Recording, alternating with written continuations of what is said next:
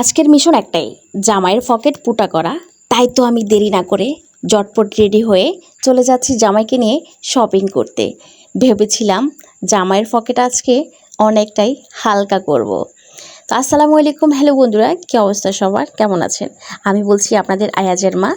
তাই তো আজকে শপিং করতে চলে আসলাম জামাইকে নিয়ে মাইজদি সুপার শপে। এদিকে আমি অনেকগুলা জুতা দেখতেছি, দেখতে দেখতে আমার মানে 2-3 জোড়ায় জুতা পছন্দ হয়ে গেল। হঠাৎ করে আমি এক জোড়া জুতা অলরেডি নিয়ে নিলাম যে আমাকে এই জোড়া জুতা নিয়ে দিতে হবে। দাম যেন আকাশ ছোঁয়া। জামাইয়ের মুখ দেখে মনে হলো যেন বজ্রপাত হলো মাথায় ঠোয়া। কি আর করা, জামাই তো আমায় নিয়ে দিতেই হবে। এই জুতা ছাড়া তো আমি বাড়িতে যাবই না।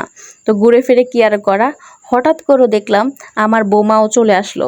আমার ছেলে অলরেডি মার্কেটে এসে বোমা পেয়ে গেল।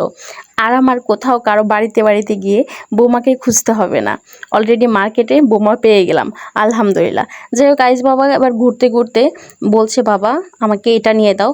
আমি বললাম, আমার এক জোড়া তো জুতা নেওয়া হলো, আমি আরেক জোড়া জুতা নিতে চাই। আয়াজ বাবা আমাকে বলল, না আম্মু, তুমি কেন নিবা? তার বাবাও আমাকে বলে উঠলো, তোমার তো এক জোড়া হলো, এবার আমার জন্য আর ছেলের জন্য তো দেখো কিছু। আমি তাকে বললাম, তোমাদের তো অনেক হলো, তোমাদের আর কি প্রয়োজন? আমার তো ইচ্ছে করছে এত এত সুন্দর জুতাগুলা, এত এত সুন্দর কালেকশন এখানে, আমার মনে হচ্ছে যে সব কিছু আমি নিয়ে নিই। কিন্তু কি আর করার, সে সামর্থ্য আমার নেই। আমাকে বারবার বলছে এত দাম দিয়ে এই জুতাটা না নিলেও হতো।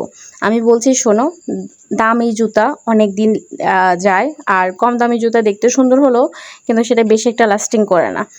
তো এই বলে জুতাগুলো নিয়ে নিলাম। এবার তাকে বলছি, চলো শাড়ি দোকানে যাই। কিন্তু সে তো আমার কথা শুনে একদম অবাক। আবার হঠাৎ কি, আমাকে তো বাসা থেকে বলে আসছো জুতা নিবা আর হচ্ছে কিছু কসমেটিক নেবা, এখন আবার বলতেছো শাড়ি নেবা। আমার তো সেই সোজা একটা কথা, আমাকে শাড়ি নিয়েই দিতে হবে। কথা বলতে বলতে আমি চলে গেলাম শাড়ি দোকানে। একটা শাড়ি হাতে নিলাম, দাম যেন আকাশ ছোঁয়া। জামাইয়ের মুখ দেখে মনে হলো যেন বজ্রপাত হলো তার মাথায় ঠোয়া। কি আর করার, জামাই যেহেতু বউকে নিয়ে আসছে, শপিং তো করে দিতেই হবে, কিছু করার নাই। তবে বন্ধুরা, দুঃখের একটা বিষয়, আমি তোমাদের সাথে সবগুলা এই ভিডিও শেয়ার করতে পারি না। মার্কেটে আসলে এত এত মানুষের মধ্যে আমি সবগুলো ভিডিও করতে পারি না, আমার কাছে কেমন জানি একটা লজ্জা লাগে। যাই হোক, এবার কি আর করার, জামাইয়ের থেকে পকেটটা হালকা করে নিয়ে নিলাম। এইখান থেকে আমি অনেক সুন্দর একটা টু পিস নিলাম, একটা শাড়ি নিলাম, আর হচ্ছে এখান থেকে আমি কিছু কসমেটিক নিলাম। আর টুকিটাকি আরেকটা ভিডিও তো অবশ্যই আপনাদের সাথে এগুলো শেয়ার করব। আর আপনারাও আমার মতো কে কে জামাইয়ের পকেট সবসময় হালকা করে দেন একটু বলবেন। জামাইদের পকেটগুলো একটু বাড়ি বাড়ি হয়ে থাকে, তাই তো মাঝে মাঝে একটু হালকা করে দেওয়া উচিত।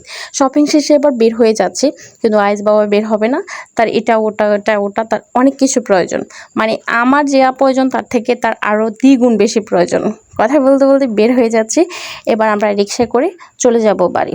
কিন্তু হঠাৎ তার আবেগ সামনে পড়ে গেল। আবেগটা কি বলেন তো? তার খেলাধুলা আর কি।